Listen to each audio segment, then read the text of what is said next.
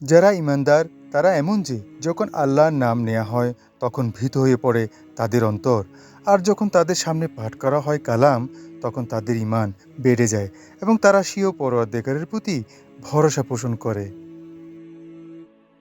নিশ্চয়ই আল্লাহই বীজ ও আটি থেকে অঙ্কুর সৃষ্টিকারী। তিনি জীবিতকে মৃত থেকে বের করেন ও মৃতকে জীবিত থেকে বের করেন। তিনি আল্লাহ। অতঃপর তোমরা কোথায় বিভ্রান্ত হচ্ছ? প্রিয় রাসূল সাল্লাল্লাহু আলাইহি ইসলাম বলেছেন, মানুষ যেন জুমার ত্যাগ থেকে অবশ্যই বিরত থাকে। আল্লাহ অবশ্যই তাদের অন্তরে মোহর মেরে দেবেন। তারপর তারা অবশ্যই উদাসীনদের অন্তর্ভুক্ত হয়ে পড়বে।